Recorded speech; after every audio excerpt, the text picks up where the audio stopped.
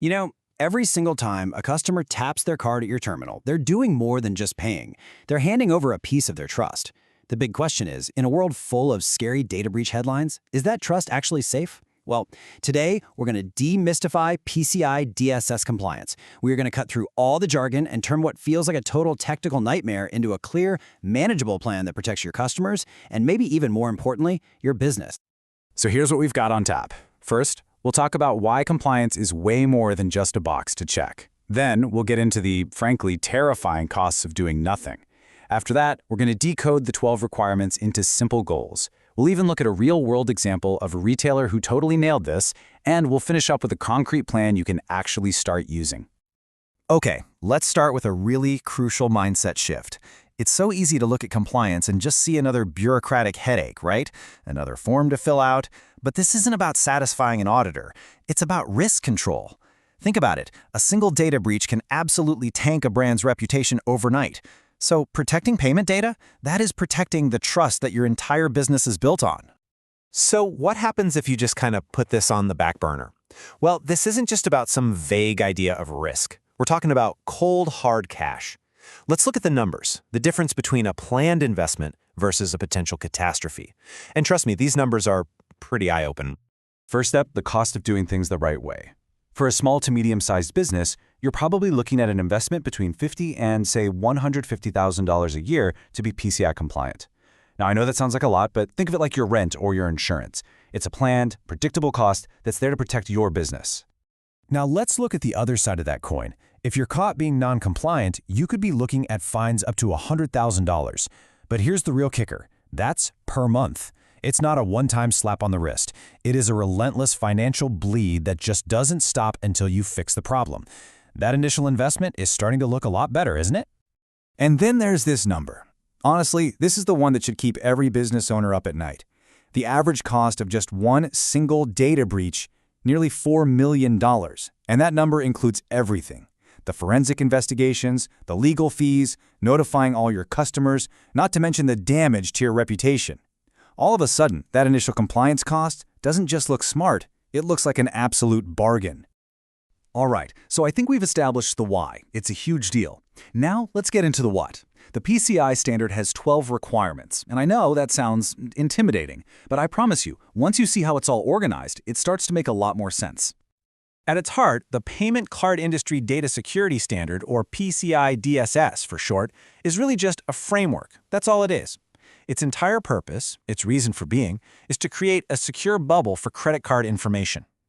It's designed to protect your customers and, just as importantly, to protect your business from the fallout of a breach. Now, here is the secret to not getting totally overwhelmed by all this.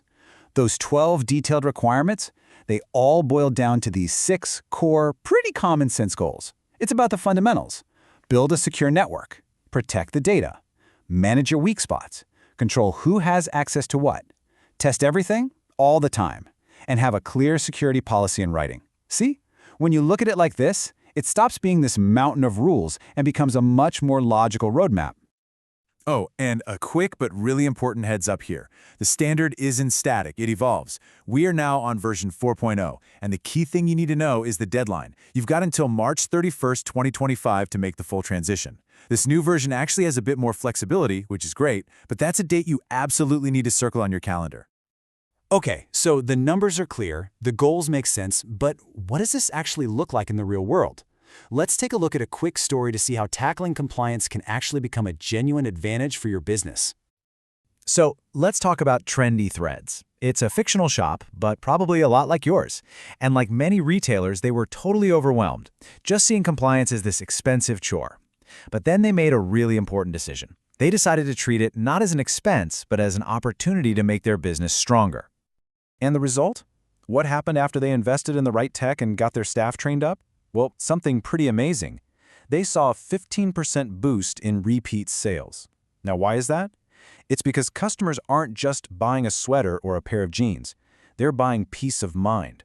By showing that they took security seriously, Trendy Threads earned more trust. And that trust translated directly into loyalty, and loyalty translated directly into more revenue. So, feeling a little inspired by Trendy Threads? I hope so, because this last section is all about taking action. we're going to lay out a really clear framework to get you started on your own path to compliance. So here it is, a 5-step framework. You start by looking in the mirror, that's a risk assessment, finding out where your weak spots are. Then, once you know what you're up against, you bring in a guide. That's a qualified security assessor, or QSA, an expert who lives and breathes this stuff. With their help, you invest in the right technology. And this next one is so important. You train your team. You turn them into your first line of defense. And the last step, you create a simple checklist so security becomes an everyday habit, not a once-a-year panic. To make this real, any journey like this starts with answering 3 big questions. First, what's your scope? You literally have to map out every single place where payment data touches your business. Second, what's your environment? Are you using a third-party processor like Stripe, or do you have your own in-house systems? The answer totally changes your responsibilities. And finally, what are your resources? You've got to be honest about the budget and the people you can actually dedicate to this. Because, a plan without resources, that's just a wish. Feeling a bit overwhelmed? Don't be. You can take control of this right now. Here are 3 things you can do the minute this explainer's over. 1. Schedule an audit. You can't fix what you can't see, so get a clear picture of where you are today. 2. Create a timeline. Break this big project down into small, manageable chunks. And 3. Stay informed. Just set a simple reminder once a quarter to check for updates so you're never caught by surprise. These aren't giant leaps, they're the first confident steps on your path. So, let's end with this thought. PCI Compliance, it isn't really about technology or fines or rulebooks. It's about a promise you make to every single customer who decides to do business with you. Their trust is literally in your hands. And so the real question is your business prepared to protect it?